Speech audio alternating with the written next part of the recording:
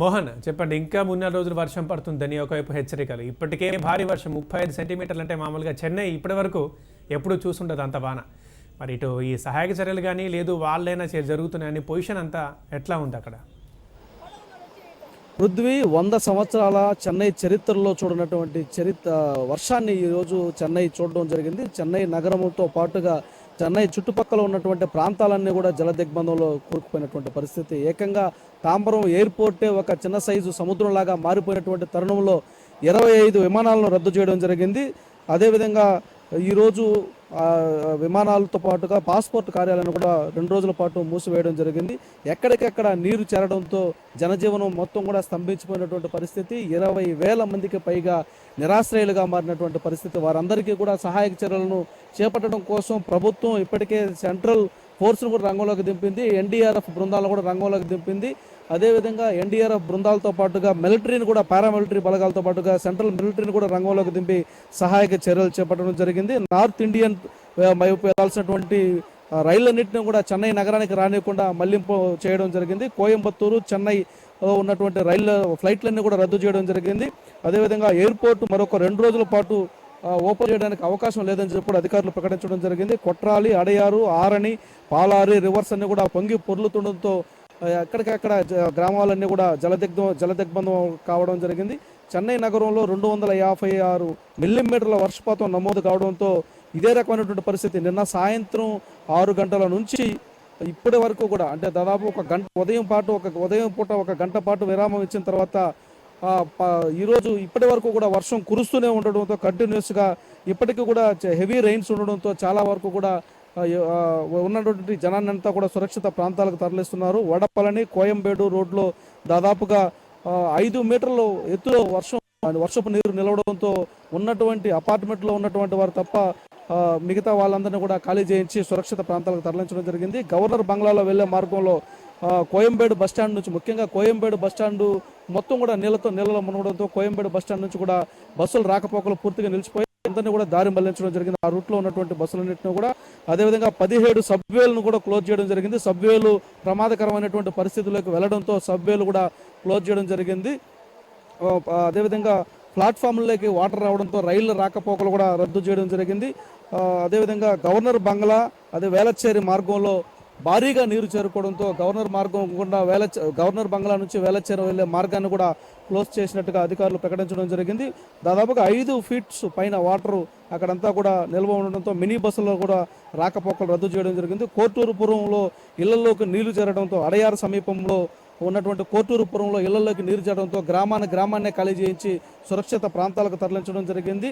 అంటే చెంబరపాకం అన్నటువంటిది అడయారు దగ్గర ఉన్నటువంటి పెద్ద చెరువు అది. దానికి సంబంధించి గండిపడ్డం, అదేవిధంగా దానికి సంబంధించి ఏ రకమైనటువంటి ప్రమాద గంటికలు మోగడంతో వాటన్నిటి కూడా చెరువుకు గండి కొట్టి నీటిని మళ్లించడం జరిగింది. దీంతో భారీగా అడయారు ప్రాంతం మొత్తం కూడా బాగా పూర్తిగా నీళ్ళలో మునిగిపోయింది. చెన్నైతో పాటుగా కాంచీపురం, తిరువల్లూరు, విల్లుపురం, కడలూరు, తిరువన్నామలై, నాగై, వేలూరుతో పాటుగా 9 జిల్లాల్లో ఈరోజు క్లిష్టమైనటువంటి పరిస్థితులు వచ్చాయి.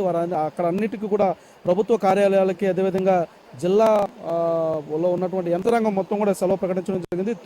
అదేవిధంగా పుదుచ్చేరి, కావేరు కూడా అక్కడ కూడా అధికారులు సెలవు ప్రకటించడం జరిగింది. మనం చూసుకున్నట్లయితే 100 సంవత్సరాల చరిత్రలో ఎప్పుడు కూడా చెన్నై చూడనటువంటి వర్షపాతాన్ని చూసింది. అది గతంలో కూడా అనేక రకాలైనటువంటి ఉపద్రవాలను చెన్నై నగరం ఎదుర్కొన్నప్పుడు కూడా ఈ రకమైనటువంటి ఉపద్రవం ఎప్పుడు కూడా ఎదుర్కొన్నటువంటి పరిస్థితి లేదని చెప్పి కూడా చెన్నై నగర వాసులు అభిప్రాయపడుతున్నటువంటి పరిస్థితి ఉంది. ఇప్పటికే భారత ప్రధానమంత్రి కూడా తమిళనాడు ముఖ్యమంత్రి జయలలితకు ఫోన్ చేసి అక్కడ పరిస్థితులు కూడా ఆరాధించినట్టుగా తెలుస్తుంది. కేంద్రం కూడా సహాయక చర్యలు చేస్తామని చెప్పి కూడా ప్రకటించినట్టుగా తెలుస్తుంది. మనం మరొక కొద్దిసేపట్లో కూడా అంటే అధికారులు ఇస్తున్నటువంటి సమాచారం ప్రకారం చాలా ప్రాంతాల్లో కూడా ప్రజలందరూ కూడా సురక్షిత ప్రాంతాలకు తరలి వెళ్లడమే మేలు అని చెప్పి కూడా అభిప్రాయపడుతున్నట్టుగా తెలుస్తుంది. ఎక్కడికెక్కడ వాగులు పొంగి పొర్లుతుండడంతో ప్రజలందరూ కూడా అప్రమత్తంగా ఉండాలని చెప్పి కూడా ప్రకటించడం జరిగింది. ఆ రాత్రి నుంచి కూడా కరెంటు లేకపోవడంతో చెన్నైలో మొత్తం ఎలక్ట్రానిక్స్ మొత్తం కూడా ఆగిపోయినటువంటి పరిస్థితి. కమ్యూనికేషన్ వ్యవస్థ మొత్తం కూడా అందుబాటులో లేనటువంటి పరిస్థితి ఉండడంతో ఏం చేయాలో తోచనటువంటి పరిస్థితుల్లో ఎక్కడికెక్కడ సహాయక కేంద్రాలను ఏర్పాటు చేయడం జరిగింది. ప్రతి ప్రాంతానికి కూడా ఒక సహాయ కేంద్రాన్ని ఏర్పాటు చేసి అక్కడ టెలిఫోన్ల ద్వారా అదేవిధంగా టెలివిజన్ ఛానల్స్ ద్వారా కూడా ఎక్కడికక్కడ సహాయక చర్యలకు అవసరమైనటువంటి నంబర్లు ఇస్తున్నారు. ఎక్కడ ఏ రకమైన ఇబ్బందులు వచ్చినా వెంటనే ఎన్డీఆర్ఎఫ్ బృందాలను రంగంలోకి దింపుతున్నటువంటి పరిస్థితి ఉంది. దాదాపుగా చెన్నై నగరం మొత్తం కూడా ఇప్పుడు నీట మునిగినటువంటి పరిస్థితుల్లో ఎక్కడికక్కడ హెలికాప్టర్ల ద్వారా వారికి వాటర్ ప్యాకెట్లను, ఫుడ్ ప్యాకెట్లను సరఫరా చేస్తున్నటువంటి పరిస్థితి ఈరోజు ఉదయం నుంచి కొనసాగుతోంది. మొత్తం మీద అయితే ఈ రకమైనటువంటి పరిస్థితులు ఎప్పుడు చూడలేదని చెప్పి కూడా అంటున్నారు. అయితే నగర నిర్మాణం చెన్నైలో గతంలో అనేక రకాలైనటువంటి ఉపద్రవాలు వచ్చినప్పుడు వెంటనే కూడా కోలుకున్నటువంటి పరిస్థితి. అయితే ఈరోజు వెంటనే కోలుకోవడానికి కూడా కుదరదన్నటువంటి అంచనాకు అధికారులు వస్తున్నారు. ఎందుకంటే ఎయిర్పోర్టులో కూడా భారీ స్థాయిలో నీరు చేరడం, ఎయిర్పోర్టు విమానాలను పునరుద్ధరించాలంటే దాదాపుగా 2-3 రోజులు పట్టే అవకాశాలు ఉండడంతో విమానాల్లో వెళ్లాల్సినటువంటి ప్రయాణికులు కూడా చాలా ఇబ్బంది పడుతున్నారు. ముఖ్యంగా రాయలసీమ ప్రాంతాల్లో నుంచి, ముఖ్యంగా కడప, నెల్లూరు, అనంతపూర్ జిల్లాల నుంచి, కర్నూలు జిల్లాలో, చిత్తూరు జిల్లా నుంచి గల్ఫ్ కంట్రీస్కి ఎక్కువగా వెళ్ళే వాళ్ళకి ఈరోజు వీసా ఉంది. ఆ వీసా ప్రకారం 700 పైచిలకు మంది గల్ఫ్ కంట్రీస్కి వెళ్లాల్సిన వాళ్ళందరూ కూడా ఎయిర్పోర్ట్ క్లోజ్ చేయడంతో వెనుదిరగాల్సినటువంటి పరిస్థితి. అలా వారికి ఆ ఫ్లైట్ టికెట్లు క్యాన్సిల్ అవడంతో పాటుగా భవిష్యత్తు కూడా ప్రశ్నార్థకంగా మారింది. గల్ఫ్ కంట్రీస్కి తీసుకెళ్తున్నటువంటి ఏజెంట్లు ఈ రోజు వస్తేనే అక్కడ వారికి ఉద్యోగం ఇస్తారు. ఆ తర్వాత వారికి ఉద్యోగ వృత్తి కూడా లేనటువంటి పరిస్థితుల్లో ఏం చేయాలో దిక్కుదోచక బిక్కుబిక్కుమంటూ అక్కడ నుంచి తిరిగి రాయలసీమ ప్రాంతానికి వెళ్తున్నటువంటి పరిస్థితి ఉంది. ఎక్కడ చూసినా అదొక ప్రవాహంగా మారుతుంది. చెన్నై నగరం గతంలో సుందరమైనటువంటి నగరంగా ఎక్కడ చూసినా బస్సులు, వాహనాలు, అదేవిధంగా అర్ధరాత్రిలో చూసినా వాహన రాకపోకల రద్దీతో ఉన్నటువంటి ప్రాంతం ఈరోజు జల ప్రవాహాలతో కనిపిస్తున్నటువంటి పరిస్థితి ఉంది. ఎక్కడ చూసినా కూడా నీళ్ళే కనిపిస్తున్నటువంటి పరిస్థితి ఉంది. చెన్నైలో లోతట్టు ప్రాంతాల్లో ఉన్నటువంటి వారు నిన్ననే సురక్షిత ప్రాంతాలకు తరలించినప్పటికీ కూడా 20,000 మందికి పైగా నిరాశ్రయమైనటువంటి పరిస్థితి అయితే కనిపిస్తోంది. దాదాపుగా 256 మిల్లీమీటర్ల వర్షపాతం నమోదు కావడం అనేది ఒక నగరంలోనే ఎప్పుడూ లేదన్నటువంటి అభిప్రాయాన్ని కూడా వ్యక్తం చేస్తున్నారు. దీనికి సంబంధించి ఈ రకమైనటువంటి పరిస్థితుల్లో చెన్నై నగరంలో, అదేవిధంగా తమిళనాడు మొత్తం కూడా హాఫ్ ఇయర్ ఎగ్జామ్స్ డిసెంబర్ మొదటి వారంలో ప్రారంభం కావాల్సినటువంటి హాఫ్ ఇయర్లీ ఎగ్జామ్స్ అన్నింటినీ కూడా పోస్ట్ పోన్ చేస్తున్నట్టుగా అధికారులు, రాష్ట్ర ప్రభుత్వం ప్రకటించడం జరిగింది. అదేవిధంగా అన్నామలై యూనివర్సిటీ, అన్నా university, Tiruvallur university, Chennai state కాలేజీకి సంబంధించినటువంటి ఎగ్జామ్స్ అన్నింటినీ కూడా ఇండెఫినెట్ పోస్ట్ పోన్ చేస్తూ యూనివర్సిటీలకు సంబంధించినటువంటి అధికారులు ప్రకటన ఇవ్వడం జరిగింది. విద్యార్థులందరూ కూడా హాస్టల్లో ఉన్నటువంటి వారి ప్రాంతాలకు వెళ్ళిపోవాలని చెప్పి కూడా సూచించడం జరిగింది.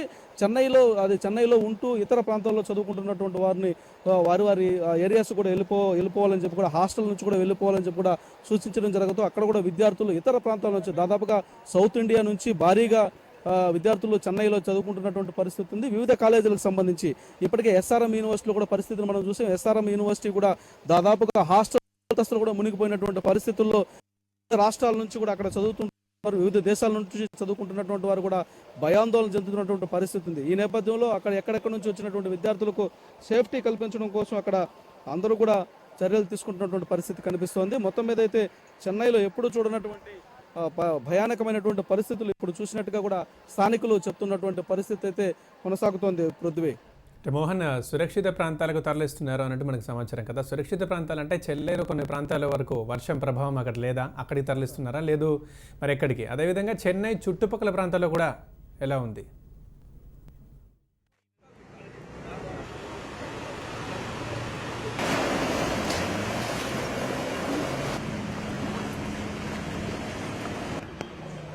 பார்க்காம போங்க.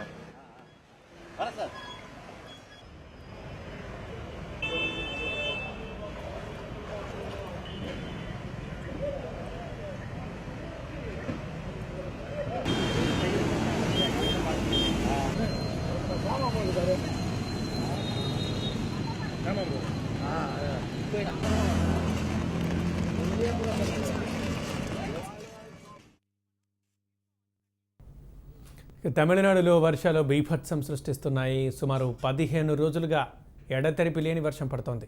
మరో 4 రోజుల పాటు ఇదే స్థాయిలో వర్షాలు కురిసే అవకాశం కనిపిస్తోంది. ముంపు ఇలాగే కొనసాగితే అపార నష్టం జరిగే ప్రమాదం ఉంది. సహాయ చర్యలు, బాధితుల తరలింపుపై చెన్నై కార్పొరేషన్ చేతులెత్తేస్తోంది.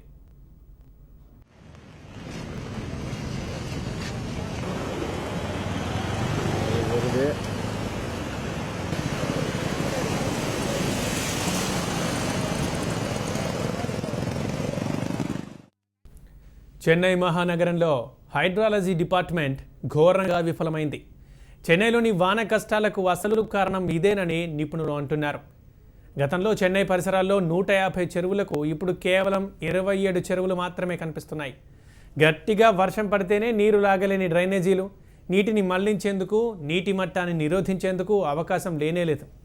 చెన్నైలో అపార నష్టం జరగడానికి అసలు కారణం ఇదేనని నిపుణులు భావిస్తున్నారు.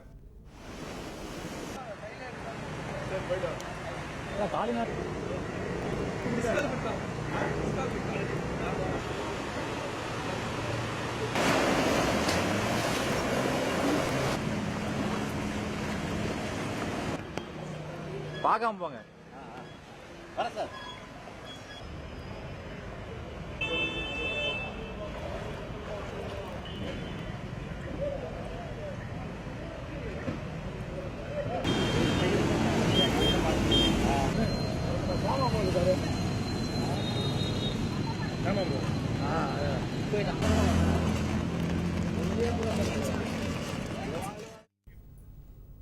తమిళనాడులో వర్షాలు బీభత్సం సృష్టిస్తున్నాయి. సుమారు 15 రోజులుగా ఎడతెరిపి లేని వర్షం పడుతోంది. మరో 4 రోజుల పాటు కూడా ఇదే స్థాయిలో వర్షాలు కురిసే అవకాశం కనిపిస్తోంది. ముంపు ఇలాగే కొనసాగితే అపార నష్టం జరిగే ప్రమాదం ఉంది. సహాయ చర్యలు, బాధితుల తరలింపుపై చెన్నై కార్పొరేషన్ చేతులెత్తేస్తోంది. విమానాశ్రయం తాంబరం విమానాశ్రయమే ఒక చిన్నసాటి సముద్రంలా కనిపిస్తోంది. అందులో విమానాలు పడవల్లా తేలుతున్నాయంటనే పరిస్థితి మనం అర్థం చేసుకోవచ్చు. చెన్నైలో వర్ష ప్రభావం ఎంతగా ఉందో. విమానాలు రద్దయిపోవడం, విమానాశ్రయం మూసివేయడం, అదే కాకుండా రైళ్లు కూడా రద్దయిపోయాయి. ఇక్కడ నుంచి మొదలవ్వాల్సిన, ఇక్కడికి రావాల్సిన రైళ్లు ఆగిపోయాయి. చెన్నై నుంచి వెళ్లాల్సిన రైళ్లు కూడా దారి మళ్లించడం జరిగింది. రవాణా వ్యవస్థ పూర్తిగా స్తంభించిపోయినట్టే. 15 రోజుల కింద చెన్నైకి అయితే ఎవరైతే వచ్చి, ముఖ్యంగా 2-3 రోజుల కింద ఎవరైతే వచ్చి మళ్ళీ తిరిగి వెళ్లాల్సిన వాళ్ళు ఉన్నారో వాళ్ళు ఆగిపోతున్నారు. ప్రయాణాలు, విదేశాల నుంచి వచ్చిన వారు కూడా వెళ్ళలేకపోతున్నారు. ఇంట్లో ఉంటే నీళ్లు ఇంటి దాకా వచ్చేస్తున్నాయి. విద్యుత్ కూడా లేని పరిస్థితి చెన్నైలోని చాలా ప్రాంతాల్లో. ఇప్పటికే ఆఫీసులు సెలవులు ప్రకటించేస్తాయి. పిల్లలకు స్కూళ్ళు కూడా సెలవులు ప్రకటించాయి. అసలు చెన్నైలో జరుగుతున్న నష్టంపై మరింత సమాచారం మా ఇన్పుట్ ఎడిటర్ శ్రీనివాస్ అడిగి తెలుసుకుందాం ఫోన్ లైన్లో. శ్రీనివాస్, చెప్పండి. ఒకవైపు వర్షం ఎప్పుడూ చూడనంత ఘోరంగా పడుతుంది, వర్ష ప్రభావం ఎక్కువగా ఉంది, ఓకే, అదో సైడ్. సెకండ్, చెన్నైలో అసలు నగరం పరంగా చూసుకుంటే రోడ్లు, డ్రైనేజీ వ్యవస్థ ఇప్పుడు జరుగుతుంది. కార్పొరేషన్ వైఫల్యం కూడా, హైడ్రాలజీ డిపార్ట్మెంట్ వైఫల్యం కూడా కనిపిస్తోందా? సాధారణంగా సీ కోస్ట్ ఏరియాలకు సంబంధించి కొంత ఒక ప్రాబ్లం ఉంటుంది. సీ కోస్ట్ లెవెల్ కంటే అక్కడ ఉండే పట్టణ ప్రాంతాలు కొంచెం లో లైంగ్ లో ఉండడం అనేది సాధారణంగా జరుగుతుంటుంది. గోదావరి జిల్లాలో ఉన్న సీ కోస్ట్ కి సంబంధించి కానీ, లేకపోతే ఇప్పుడు చెన్నైకి సంబంధించి కానీ చూస్తున్న సందర్భాలలో ఇదే పరిస్థితి తలెత్తుతూ ఉంటుంది. వాస్తవానికి చెన్నై వరకు చూస్తుంటే కనుక ఇప్పటి వరకు కురిసిన భారీ వర్షాల వల్ల చెన్నై వరకు పోతుంటే మరొక 4 రోజుల పాటు భారీ వర్షాలు ఉండే అవకాశం ఉందనే ఒక వాతావరణ శాఖ పంపుతున్న సంకేతాలు కూడా చెన్నై వాసుల్ని చాలా తీవ్ర భయాందోళనకు గురి చేస్తున్న పరిస్థితి కనిపిస్తోంది. ఇప్పటికే యావరేజ్ చూస్తే కనుక చెన్నైలో దాదాపుగా ప్రతి వీధి, ప్రతి గల్లీ కూడా 7 మీటర్ల లోతులో మునిగిపోయిన పరిస్థితి ఉంది. మరొక 4 రోజుల పాటు కనుక ఖచ్చితంగా ఒకవేళ మరో భారీ వర్షాలు కురిస్తే కనుక పూర్తిగా కూడా అన్ని ప్రాంతాలు కూడా ఇప్పటికే జలమయ ఉన్నాయి. ఒక అపార్ట్మెంట్ లోకి ఇల్లు కూడా పాత కన్స్ట్రక్షన్స్ ఏవైతే ఉన్నాయో అవన్నీ కూడా పూర్తిగా నానిపోయి కూలిపోయే పరిస్థితి ఉంది. ఈ పరిస్థితికే ఇప్పుడు తీవ్రంగా భయపడుతున్న పరిస్థితి ఉంది. ఇప్పటికే కేంద్రం కూడా తీవ్రంగా చెన్నై ప్రజలను ఆదుకునే ప్రయత్నం చేస్తుంది. మరొక పక్కన ఉన్న ఆంధ్రప్రదేశ్ లో కానీ, కర్ణాటక రాష్ట్రాల నుంచి కూడా ఈ సహాయం అందే పరిస్థితి ఉంది. అయితే ఇప్పుడున్న ప్రజలు ఎవరైతే నీటి దీనిలో చిక్కుకున్నారో వారందరినీ కాపాడేందుకు జరుగుతున్న ప్రయత్నాలు పూర్తి స్థాయిలో అటు కార్పొరేషన్ పూర్తిగా వైఫల్యం చెందిందనేది చాలా స్పష్టంగా కనిపిస్తా ఉంది.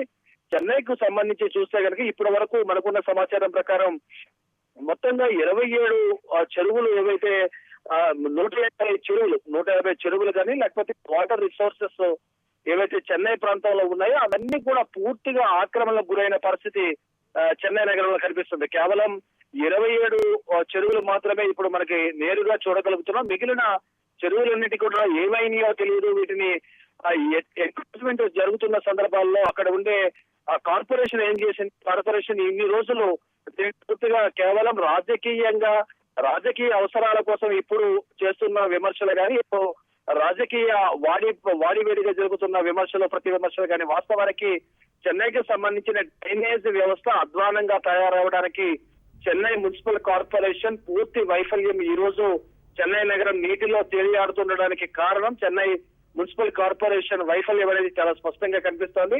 మరొక 4 రోజుల తర్వాత కనుక ఒకవేళ ఇదే రకంగా భారీ వర్షాలు కురిస్తే చెన్నై పరిస్థితి మరింత అధ్వానంగా తయారయ్యే పరిస్థితి అయితే స్పష్టంగా కనిపిస్తోంది పృథ్వీ. శ్రీనివాస్, ఇప్పుడు 15 రోజులుగా కురుస్తుంది వర్షం. సరే 2-3 రోజుల కంటే ముందైతే కొంత గ్యాప్ అయితే వచ్చింది మొదటి వర్షానికి ఇప్పటికైతే. ఈ గ్యాప్లో మరి వచ్చే ప్రమాదాన్ని ఊహించి ఏమైనా ముందస్తు చర్యలు చేపట్టడం ఏమన్నా జరిగిందా, లేదు అక్కడ ఛాన్స్ కూడా వాళ్ళకి లేకుండా పోయిందా? అంటే అసలు ముందస్తు జాగ్రత్తలు తీసుకోవడంలో పూర్తిగా కార్పొరేషన్ వైఫల్యంగా ప్రభుత్వ పరంగా కూడా చాలా స్పష్టంగా వాళ్ళ నెగ్లిజెన్సీ చాలా స్పష్టంగా కనిపిస్తుంది. ప్రజలు ఇబ్బంది పడతారు. దీనికున్న స్ట్రక్చర్ ఏదైతే చెన్నైకు సంబంధించిన చెన్నైని సిటీ నుంచి వచ్చే వాటర్ ని కానీ లేకపోతే డ్రైనేజెస్ నుంచి ఫ్లో అవుతున్న వాటర్ సముద్రంలో కలవాల్సి ఉంటుంది. అయితే సముద్రంలో కలిసే సందర్భంలో సముద్రం ఇంటేక్ తీసుకోవాల్సి ఉంటుంది. బట్ ఇంటేక్ తీసుకునే పరిస్థితి చెన్నైకి ఉందా లేదా అనేది ప్రధానంగా అధ్యయనం చేయాల్సిన విషయం. అయితే ఆ విషయాన్ని పూర్తిగా కార్పొరేషన్ ఎప్పటి వరకు పూర్తిగా నిర్లక్ష్యం చేశారని చాలా స్పష్టంగా కనిపిస్తోంది. ఇప్పుడు చెన్నై నగరంలో ఉన్న నీరు బయటకు పోయేందుకు అవకాశం కనిపించట్లేదు. కాబట్టి ఇది పూర్తిగా ఇళ్లలోకి రావడం కానీ లేకపోతే అనేక ప్రాంతాలలో మొదటి అంతస్తు వరకు నీరు రావడం అంటేనే ఎంత దుర్భరమైన పరిస్థితుల్లో, ఎంత దౌర్భాగ్య పరిస్థితుల్లో చెన్నై నగరం ఉందనేది చాలా క్లియర్ గా కనిపిస్తా ఉంది. ప్రజలు కూడా చాలా భయాందోళనకు గురవుతున్నారు. ఏ బిల్డింగ్ కూలిపోతుందోననే ఒక ఆందోళన అయితే అక్కడ స్థానిక ప్రజల్లో కనిపిస్తోంది. ప్రజల్ని సురక్షిత ప్రాంతాలకు తరలించే ప్రక్రియ కూడా ఇప్పటి వరకు ప్రారంభం కాలేదంటే ప్రభుత్వం ఎంత అధ్వానంగా వ్యవహరిస్తుందనే వాటికి చాలా స్పష్టంగా కనిపిస్తోంది. శ్రీనివాస్, లోతట్టు ప్రాంతాలు అయితే చెప్పనవసరం లేదు. కనీసం అపార్ట్మెంట్లలో ఉన్నవారైతే ఓకే, అది కూడా ఎవరైతే పై ఫ్లోర్లో ఉన్నవాళ్ళు వాళ్ళు కరెక్టే అనుకుంటున్నారు. ఆ అపార్ట్మెంట్లలో కూడా మళ్ళీ చాలా కాలంగా ఉన్న అపార్ట్మెంట్లలో కూడా ఇప్పుడు మీరు అన్నట్టు శిథిలమయ్యే పరిస్థితులు వచ్చాయి. సరే, ముందుది వైఫల్యం పాతవన్నీ పక్కన పెడితే ఇప్పుడైతే కనీసం ఏ కనువిప్పు కలిగిస్తే ఎటువంటి చర్యలు నిర్మిస్తే ప్రస్తుతానికి కొంచెం కూల్గా ఉండొచ్చు. ఇప్పటికిప్పుడు ఎలాంటి చర్యలు చేపట్టాలి? ఎక్కడికైనా సరే ఏ ప్రధాన నగరానికైనా డ్రైనేజ్ వ్యవస్థ అనేది చాలా ముఖ్యమైన విషయం. ఇప్పుడు హైదరాబాద్ లో కానీ లేకపోతే మిగిలిన నగరాలు ఏదైతే అండర్ గ్రౌండ్ డ్రైనేజ్ సిస్టమ్ ఉన్నాయో అండర్ గ్రౌండ్ డ్రైనేజ్ సిస్టమ్ కి సంబంధించి ఆక్రమణ జరగకుండా చూసుకోవాల్సిన బాధ్యత అక్కడ ఉండే కార్పొరేషన్లు కానీ లేదా ప్రభుత్వానికి కానీ. ఆక్రమణ జరిగినప్పుడు రాజకీయ అవసరాల కోసం రాజకీయ ఆలోచనలతో ఆక్రమణలు కనుక అనుమతించిన పక్షంలో కొంత ఉదాసీనంగా వ్యవహరిస్తే ఇలాంటి పరిస్థితులు వస్తాయనేది ఇవాళ చెన్నై నగరం అర్థం పడుతూ ఉంది. ఇవాళ ఎయిర్పోర్ట్ తో సహా అనేక ప్రాంతాలు పూర్తిగా జలమయమై ఉన్నాయి. పూర్తిగా జల దిగ్బంధంలో చిక్కుపోయిన పరిస్థితుల్లో ఇప్పుడు పూర్తిగా కూడా ఆక్రమణలు తొలగించాల్సిన పరిస్థితి. అంటే రేపు పూర్తిగా కాస్త వర్షాలు తగ్గి నీరు పూర్తిగా లాగిన తర్వాత ఈ ఆక్రమణల పైన ఇమ్మీడియట్ గా ప్రభుత్వం దృష్టి సారించాల్సింది. చెన్నై కార్పొరేషన్ పూర్తిగా కూడా ఆ కోణంలో ఆలోచించి ఆక్రమణలు తొలగించకపోతే భవిష్యత్తులో మరిన్ని ఇబ్బందులు ఎదుర్కొనే పరిస్థితి అయితే చాలా స్పష్టంగా కనిపిస్తోంది. Thank you Srinivas.